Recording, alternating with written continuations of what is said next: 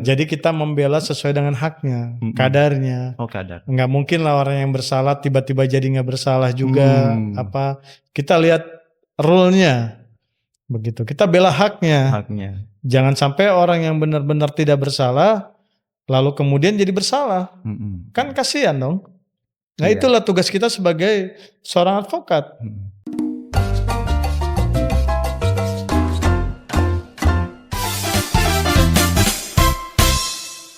Assalamualaikum warahmatullahi wabarakatuh. Salam sejahtera untuk kita semua. Kembali jumpa di Asmen Talk, ceritain aja.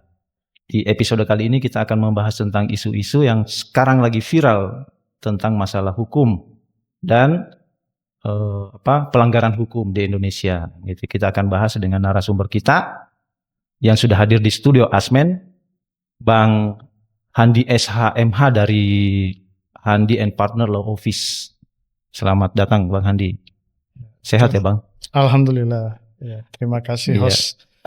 Sekarang masih ini ya, menangani banyak kasus ya? Alhamdulillah. Jadi kita ini keliling lah dari daerah-daerah, lalu kemudian di ibu kota juga. Kami sebagai praktisi, makanya kami banyak terima kasih atas undangan dari host. Untuk membahas masalah yang sedang terkini ya. Oke. Ini Bang, khusus nih mendatangkan Bang Handi sebagai seorang praktisi hukum. Kan sekarang lagi viral videonya, mungkin Bang Handi sudah nonton juga ya. Seorang yang diduga itu kan melakukan ruda paksa terhadap perempuan di Kabupaten Goa, Sulawesi Selatan. Kemudian si terduga ini dikeroyok oleh massa gitu kan, kemudian diseret dengan menggunakan motor. Nah ini kan kita melihatnya miris ya, sebagai seorang praktisi hukum itu melihatnya seperti apa dengan fenomena seperti ini Bang? Oke, terima kasih. Memang itu sangat disayangkan sekali ya atas insiden kejadian yang terjadi di Goa, Sulawesi Selatan baru-baru ini ya. Apalagi sampai diduga pelaku itu sampai diseret dan meninggal dunia. Ya. Memang tadi sangat menarik juga pertanyaan dari host perihal masalah secara hukumnya. Makanya kami sebagai praktisi hukum akan kami bahas satu persatu perihal itu.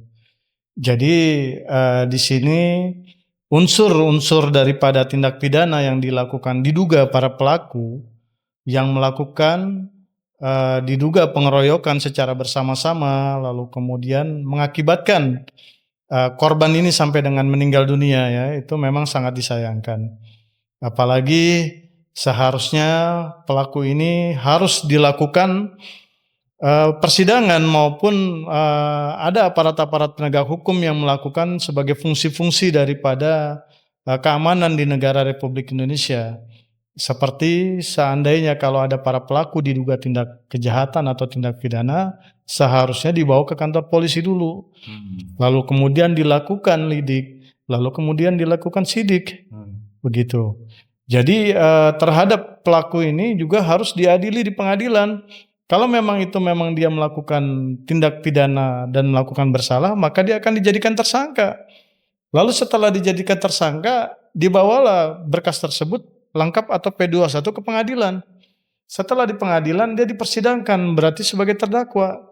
Baru dilakukan upaya dari majelis hakim itu suatu putusan apakah si pelaku tersebut, diduga pelaku tersebut telah melakukan tindak pidana ruda paksa, maka ada sanksi hukumnya, bukannya dilakukan secara beramai-ramai diduga melakukan pemukulan sampai mengakibatkan luka berat.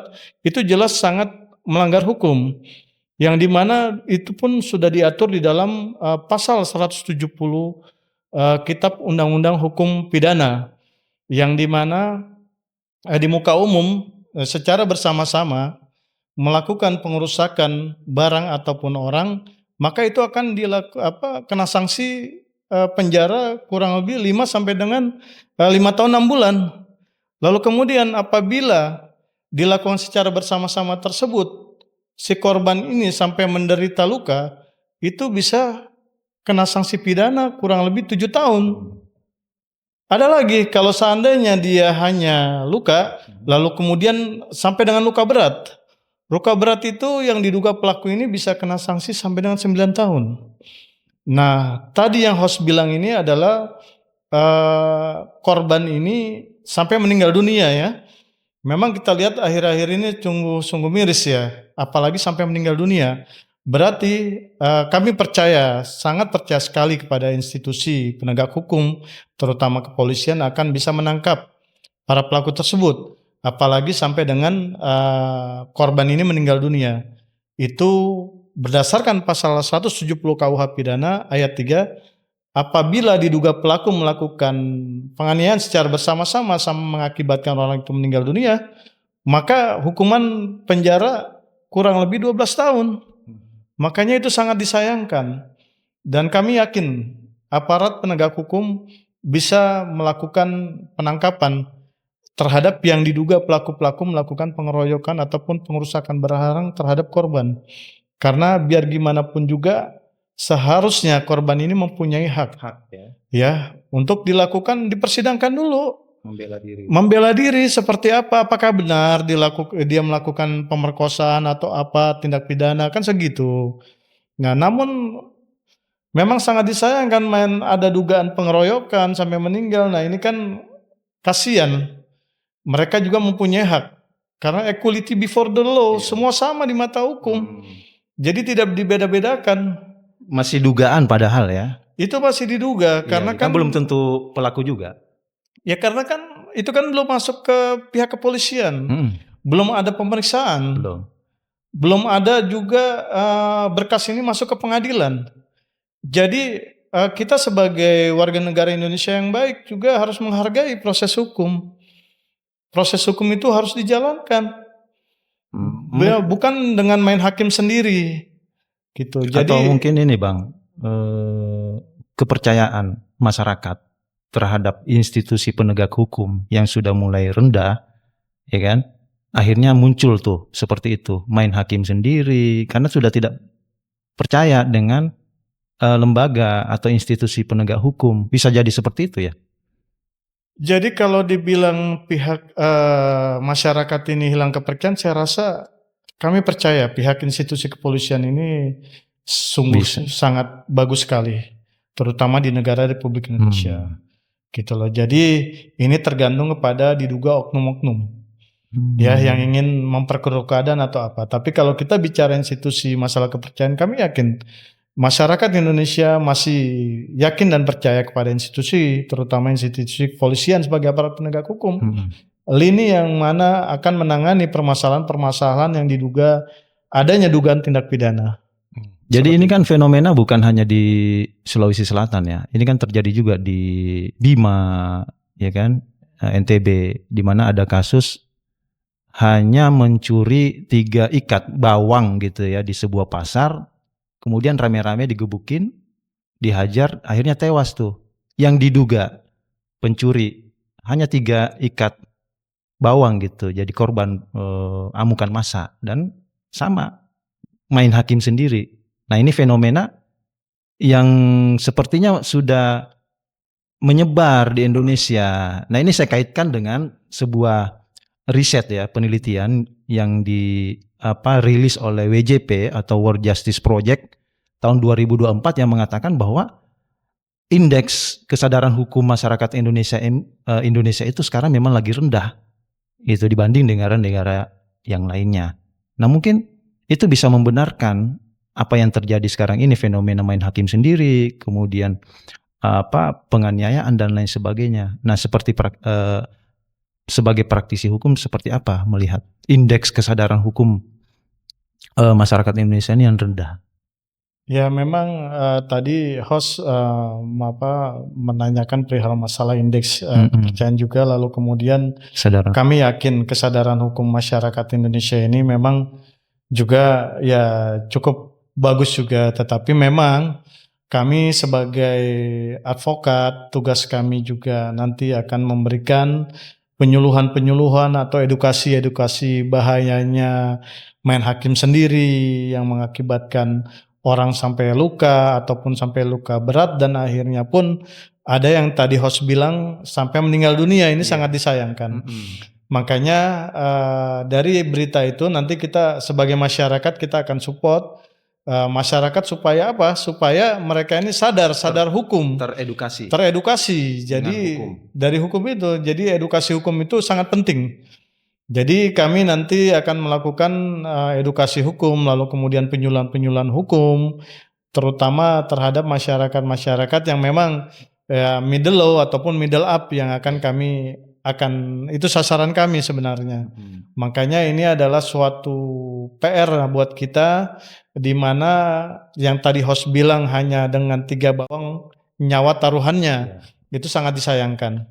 Mudah-mudahan kedepannya supaya tidak ada terjadi kembali seperti ini, gitu loh. Kan ya. lebih baik preventif ya. Lebih baik preventif, Iya, kita jaga mencegah, itu, betul. Jadi saya setuju host. Jadi memang kita sebagai warga negara Indonesia yang baik, kita akan lakukan edukasi maupun penyuluhan secara preventif supaya mereka sadar, mereka paham efek daripada tindak pidana yang diduga tindak pidana melakukan pengeroyokan tadi, ataupun hanya 3 bawang tiba-tiba gara-gara 1 orang 2 orang mukul orang lain yang nggak tahu apa-apa, nggak tahu ini main pukul juga akhirnya sampai meninggal, kan akhirnya urusan baru lagi. Iya. Yang tadi saya bilang tadi itu bisa maksimal itu 12 tahun 12 tahun. sampai orang lain meninggal. Meskipun rame-rame ya. Itu secara beramai-ramai. Itu maksudnya rame-rame itu bisa dicari kan? Kan biasanya kalau kerumunan massa itu susah itu di detek. Kami yakin pihak institusi kepolisian itu canggih dan hebat lah, itu bisa. Nah, apalagi yang dimana korbannya sampai meninggal dunia. Iya kan? Saya yakin. Apalagi ada videonya ya. Apalagi ada videonya lagi. Ya kan, itu lebih sangat inilah, saya yakin lah itu kecanggihan pihak institusi. Saya nggak masuk ke ranah sana, tapi saya yakin bisa menemukan diduga pelaku-pelaku yang melakukan itu. Tapi kedepannya yang mudah-mudahan ini menjadi pembelajaran bagi masyarakat, terutama masyarakat Indonesia, tidak main hakim sendiri, tidak melakukan pengeroyokan maupun tindakan-tindakan di luar daripada ketentuan aturan perundang-undangan. Seperti itu. Satu lagi yang lagi viral nih, viral terus nih. Tapi sebelum itu kita ngopi dulu Bang. Ya. Boleh, kita break dulu ya, kita ngopi dulu ya. Santai-santai. Masih banyak nih yang mau saya tanyakan. Siap. Oke Bang. Oke. Lanjut ya Bang. Habis ngopi segar lagi, fresh lagi ya. Fresh banget. Ya. Nah ini Bang, masih ada kaitannya dengan main hakim sendiri nih. Oke. Ini ada satu video viral lagi di TikTok yang mana ada satu pengendara motor itu menganiaya satu pelatih taekwondo. Pelatih loh, ini pelatih taekwondo ini yang dianiaya oleh si pengendara motor ini. Gara-garanya si pengendara ini itu ditegur karena melawan arus oleh si pelatih taekwondo ini. Nah, akhirnya si pengendara ini memukul si pelatih ini. Nah, si pelatih ini pasrah, pasif dan tidak melakukan perlawanan. Nah, secara hukum seperti apa tuh melihatnya dari pihak si pemotor ini dan pelatih taekwondo ini? Dari sisi hukumnya seperti apa? Oke. Ini sangat bagus sekali ya, apalagi nih yang lagi fenomenal nih yang diangkat nih. Saya sangat apresiasi banget, acung jempol saya. Oke, jadi perihal yang tadi ini kan kita dari Goa Sulawesi Selatan, lalu kemudian kita Bima, lalu kemudian kita di ibu kota Jakarta ya, yang dimana tadi ada diduga penganiaya ya, karena si pelatih taekwondo ya kalau nggak salah ya, itu memberikan arahan yang benar terhadap si pemotor yang melawan arus. Tadi adalah dugaan unsur pidananya adalah masalah penganiayaan tadi yang host bilang ya. Di mana yang di Bima ini atau di Goa ini adalah pasal 170. Jadi secara bersama-sama melakukan penganiayaan.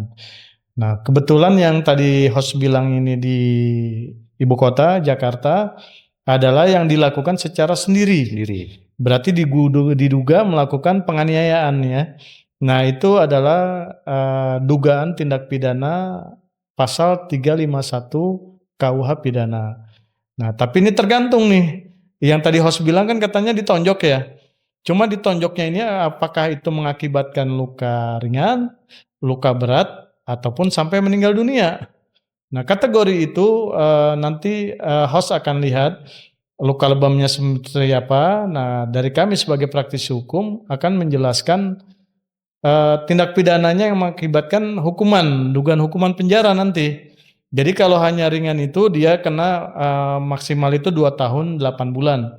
Itu akan masuk dugaan tindak pidananya, ya, sanksinya. Lalu kemudian yang sedang ya, misalkan luka sedang ataupun luka berat, dia akan kena itu 5 tahun penjara.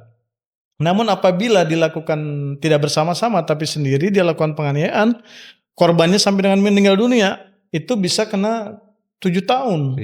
Penjara. Makanya 7 tahun penjara. Makanya sangat disayangkan tadi kejadian yang ditegur melawan arus itu akan ada dampak pidananya, ya. Selain tindak pidana juga undang-undang lalu lintasnya juga ada laka lantas, bisa mengakibatkan selain melukai diri dia sendiri yang diduga pelaku melawan arus maupun orang lain. Seperti itu. Tapi kami yakin pihak institusi kepolisian akan bisa menangkap yang seperti itu. Apalagi yang tadi host bilang sampai viral ya. Iya, viral. Kan berarti ada videonya di situ ada ya. videonya. Itu akan diproses. Itu secara pidananya ada unsurnya dugaan pidana. Berarti penganiayaan 351 pasalnya. Kalau melihat lukanya memang lumayan berat ya, karena kan lebam. Yang menentukan ringan atau berat itu kan berarti hasil visum et repertum. Ya, berarti harus divisum dulu ya, langsung. Sebelum 24 jam. Intinya nanti begitu ada kejadian seperti itu, pihak korban akan melaporkan kepada pihak kepolisian daerah tersebut. Bikin LP atau laporan polisi. Nah, baru dari situ nanti akan dirujuk ke rumah sakit untuk melakukan visum et repertum. Nah, di situ akan kelihatan apakah itu luka ringan, luka berat, seperti itu.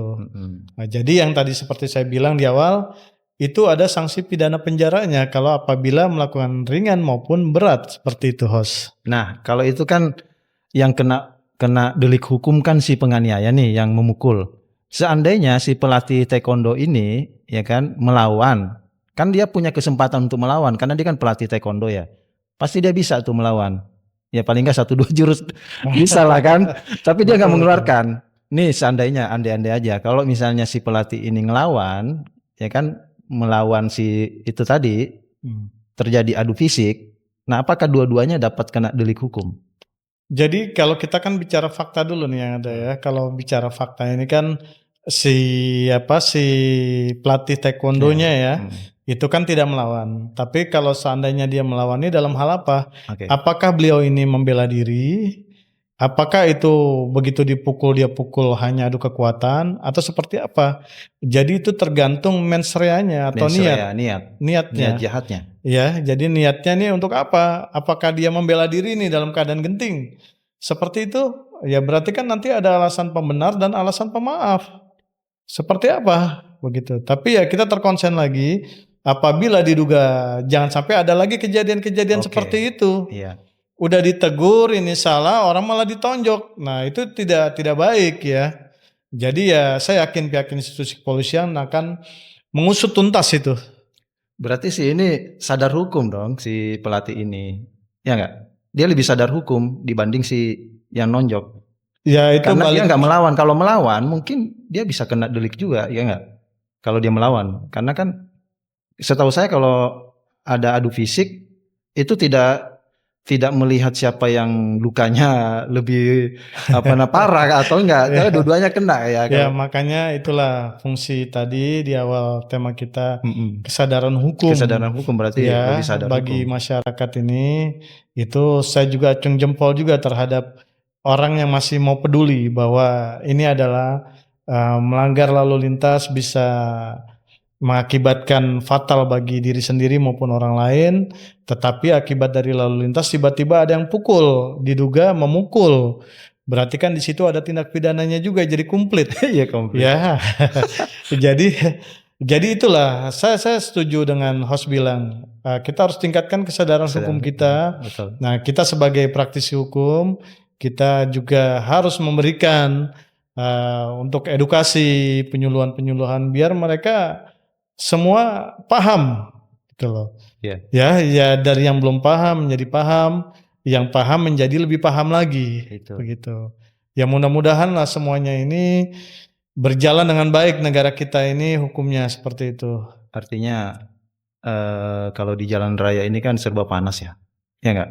Jadi sedikit senggol aja, ibarat kata bahasanya senggol bacok ya kalau di jalan raya gitu. Jadi mungkin lagi-lagi harus lebih dingin gitu kan melihat apapun yang terjadi di jalan gitu. Nah ini oke, kita agak ini ya, Oke. melenceng lagi nih pertanyaan tentang ini Bang, sisi humanisme nih ya, dari seorang lawyer atau advokat. Ini Abang kan udah senior nih, hitungannya ya, udah berapa tahun Bang? 20 tahun ada? Belum, tapi Belum, cukup tapi lah ini kan untuk, selevel sama Hotman Paris ya Bang ya. itu kan yang melihat orang Sama lain ya. siapa Jadi yang melihat advokat orang lain Sunan kalau Kalijaga gitu ya, ya, udah sering ini partner sama ya advokat Sunan Kalijaga dulu mungkin kita kenal. juga ya rekan juga Rekan ya sama beliau. Nah, kami di Himpunan Advokat Pun di Indonesia. sebagai seorang advokat itu bagaimana menyeimbangkan atau life balance gitu kan dengan apa namanya itu waktu kerja yang tidak ada apa namanya itu batasan, kemudian sering dapat tekanan-tekanan juga kan, ya nggak? Advokat itu kan beresiko juga sama dengan wartawan kan. Jadi bagaimana abang sendiri menjalani sebagai seorang advokat itu mengatur ritme hidupnya biar seimbang di bawah tekanan waktu atau mungkin tekanan dari kerjaan gitu Bang. Jadi kami sebagai seorang advokat bicara adalah yang pertama yang kita bela ini hak-hak yang perlu kita bela. Jadi kita membela memang haknya yang mana sesuai dengan aturan. Lalu kemudian yang kedua suasana hati juga dan hati nurani kita. Contoh, kita dalam memilih case atau perkara itu juga kita melihat apakah ini sesuai dengan hati nurani kita. Perlu kita bela, wajib kita bela, seperti itu. Jadi nanti itu mengalir dengan sendirinya. Masalah kita punya ketenangan, tekanan-tekanan itu dengan sendirinya akan bisa kita atasi. Terutama memang tadi host bilang itu hampir sama kayak wartawan, tekanan-tekanan sini segala macam. Itu dengan sendirinya akan berjalan lancar. Enjoy aja. Ya enjoy selama kita niat kita untuk membela yang sesuai dengan aturan. Seperti itu. Nah ini kan masih banyak masalah membela ini kan masyarakat masih banyak juga nih Bang. Yang ini kok pengacara selalu membela yang salah. Emang dalam aturan kode etik itu seperti apa sih pengacara membela yang bersalah gitu? Itu gimana sih? Jadi begini, itu bagus sekali pertanyaan dari host ya. Jadi kita ini sebagai seorang lawyer atau seorang advokat itu jadi adalah membela hak-hak daripada orang yang diduga melakukan tindak kejahatan atau diduga melakukan kesalahan-kesalahan. Walaupun mereka punya kesalahan, tetapi mereka punya hak untuk dibela. Yaitu mereka itu equality before the law, semua sama di mata hukum. Jadi selama itu masih diduga kita bela, mereka masih punya hak. Bukan berarti baru divonis kata orang dia bersalah, kata ini terus kita pasif, kita nggak bela, kasihan. Mereka punya hak untuk dibela. Itu sangat jelas sekali. Jelas ya ada. Itu sangat jelas sekali. Emang ada jelas. aturan undang-undangnya ya. Jelas itu. Contoh gini Bang, ada misalnya yang datang ke abang nih mengaku bersalah. Ya mengaku nih, sudah mengaku bersalah, melakukan kejahatan gitu Bang. Nah seperti lawyer itu bagaimana menyikapinya? Ya udah saya bela aja lah. Atau jangan karena kamu udah mengaku bersalah. Itu bagaimana kalau? agak berat ya pertanyaannya. Berat sekali. Berat sekali ini. Ya, dan itu memang sangat selektif, kita harus memilih itu. Jadi tadi seperti saya bilang tadi, jadi semua manusia mempunyai hak untuk kita bela. Untuk dibela. Ya, masalah nanti seperti apa vonisnya kita serahkan kepada institusi pihak kepolisian, lalu kemudian pengadilan, ataupun yang lain. Yang terpenting adalah kita sudah membela hak-haknya. Seperti itu. Ya. Iya, jadi targetnya adalah bagaimana merendahkan sanksinya ya Bang ya. Jadi misalnya bagaimana sanksi itu bisa serendah-rendah mungkin target advokat seperti itu ya. Kami tidak ada target. Nggak ada target. Selama kita bela sesuai aturan. Mm-mm. Jadi tadi host bilang itu serendah-rendahnya itu juga saya akan koreksi. Koreksi kan. Jadi kita membela sesuai dengan haknya, Mm-mm. kadarnya. Oh, kadar. Nggak mungkin lah orang yang bersalah tiba-tiba jadi nggak bersalah juga. Kita lihat rule-nya. Begitu. Kita bela haknya. Jangan sampai orang yang benar-benar tidak bersalah lalu kemudian jadi bersalah. Kan kasihan dong. Nah, Iya. itulah tugas kita sebagai seorang advokat. Jadi meluruskan sesuai dengan aturan. Begitu. Ya, bukan merendahkan yang serendah-rendahnya. Meminimalisir Wah, apa namanya itu. jadi kalau kita meminimalisir, benarnya itu meminimalisir tingkat kesadaran hukum. Oke. Tadi yang kita bilang Bukan tingkat adalah hukuman, ya. edukasi. Jadi dengan adanya edukasi itu mereka yang mau melakukan dugaan tindak pidana, mereka sadar, oh ya, kalau melakukan itu berarti Iya, ada sanksinya ini, gitu. ada sanksinya ini. Bukan meringankan hukumannya serendah-rendahnya. Oke.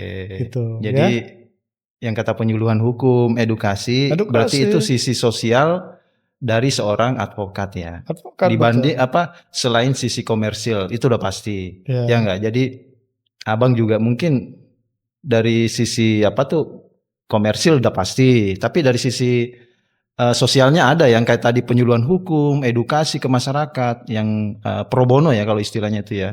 Ya, pro bono, prodeo lembaga hukum. Jadi Bang Handi juga selain Handi and Partner juga ada rencana untuk bikin LBH atau udah ada LBH? Sudah berjalan. Sudah ada LBH-nya. Sudah berjalan bagi masyarakat yang membutuhkan ya. Jadi jangan sampai mentang-mentang orang susah lalu kemudian mereka bingung. Tidak dibela. Mau mencari perlindungan hukum seperti apa ataupun mau konsultasi hukum mereka bingung. Oke. Akhirnya mereka terjebak dengan kebingungan mereka. Oke. Itu kasihan. Makanya secara hati nurani kami alhamdulillah sudah berjalan.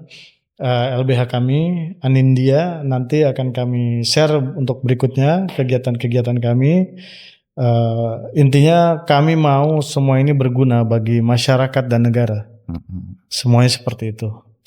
Terus untuk yang katanya pengacara itu punya hak imunitas ya kalau nggak salah. Impunitas apa imunitas tuh? Jadi pengacara tuh nggak bisa disalahkan, itu benar?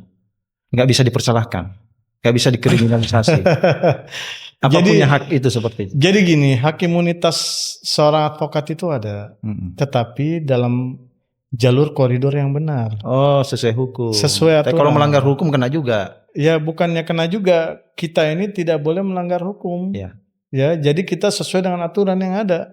Jadi hak imunitas selama kita membela sesuai dengan itikat baik, ya sesuai dengan aturan.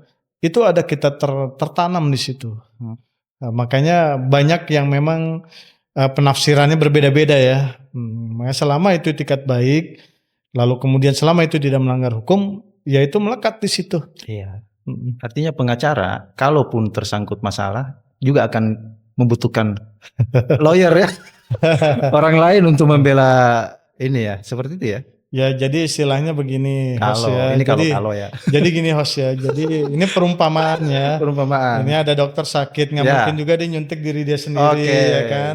Pasti juga dia juga ke rumah sakit. Ada ini, ada suntikan atau apa kan sama juga. Butuh dokter yang lain. Jadi kan kita juga punya rekan.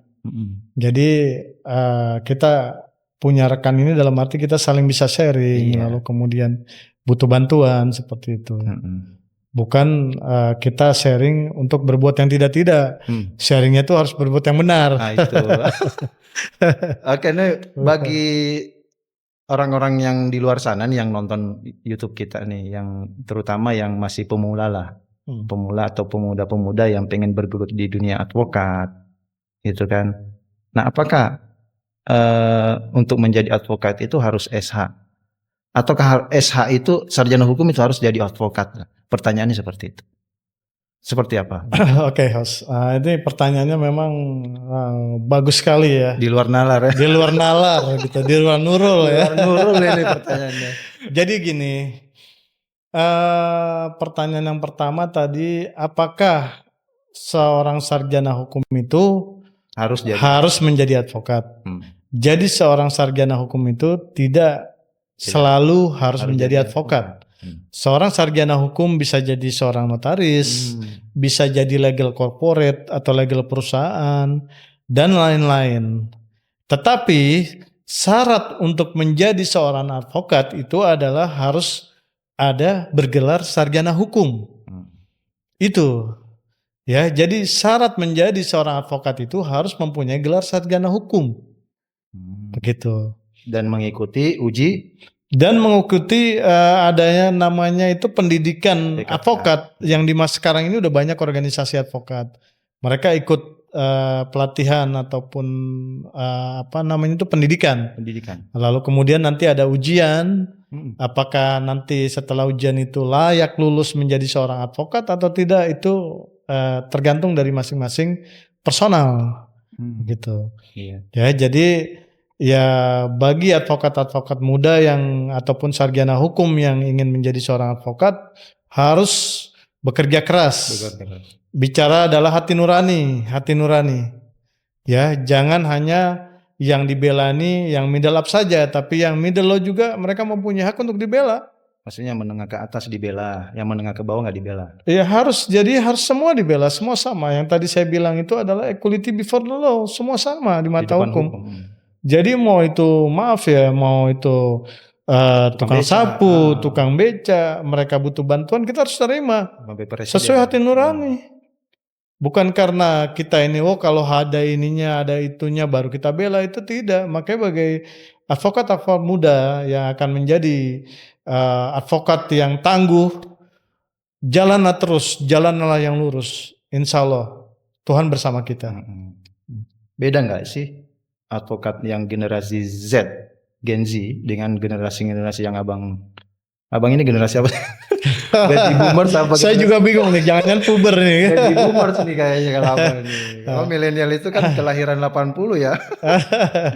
Gitu gimana membedakan antara advokat yang sekarang ini, apakah gampang patah apa nggak kayak yang generasi Hotman Paris lah, Sunan Kalijaga dan lain sebagainya. Jadi itu tergantung masing-masing pribadi. Ya banyak kok, kita semua ini gigi, saya yakin lah advokat muda sekarang ini mempunyai daya juang yang bagus. Saya yakin semua supaya ke depan Indonesia ini semakin baik lagi, terutama dari hukumnya dan lain sebagainya, kesadaran hukumnya dan lain sebagainya juga begitu. Tapi saya yakin itu balik lagi kepada masing-masing personal. Ya, kita tidak bisa membedakan mau generasi Gen Z kayak generasi apa segala macam, itu semua sama. Yang terpenting adalah tadi niatnya. Balik lagi ke niat. Oke. Jadi niatnya harus dibersihkan dulu gitu ya. Niat kita harus dibersihkan dalam arti niat kita tulus. ini berguna bagi bangsa dan masyarakat. Gitu loh. Kan jadi kalau berguna bagi dunia dan masyarakat, negara dan masyarakat ini kan kita jalannya enak-enak aja. Oke. Ya kan? Enjoy aja. Enjoy aja, bukan karena kita dibayar baru kita bela gitu loh. Nah itulah. Saya yakin lah semua ini bisa, advokat-advokat muda yang baru menjadi advokat ataupun yang sedang berjuang, saya yakin bisa itu semua. Bisa ya? Insya Allah. Oke Bang, iya. Saya mau nanya tentang organisasi tadi ya, organisasi advokat, tapi mungkin nanti di sesi selanjutnya ya. Oh siap. Ya, yang organisasi advokat ini kan sekarang lagi ini juga. Polemik ya, tapi boleh. Saya nggak tanyakan sekarang gitu. Nanti saya abang next episode host mau menanyakan apapun mau ini saya siap semua. Siap ya. Saya literatunya persiapkan. Oke lah. Iya karena waktu nih ya. Jadi nanti kita bahas untuk pertanyaan-pertanyaan selanjutnya nih yang masih tersisa 50 pertanyaan gitu ya Bang. Siap. Mau 100 200 persiapkan. Oke, siap. Insya Allah selama masih ada nyawa di badan saya, insya Allah saya bisa. Apa yang saya punya, ilmu saya ini kan. Oke Bang, siap. Sukses ya terus ya Bang. Amin. Saya terus menjalankan aktivitas sebagai advokat. Amin. Sama baik, ya. Demikian Asmen Talk Ceritain Aja pada episode kali ini. Sampai jumpa di episode berikutnya. Assalamualaikum warahmatullahi wabarakatuh. Waalaikumsalam warahmatullahi wabarakatuh. Terima kasih.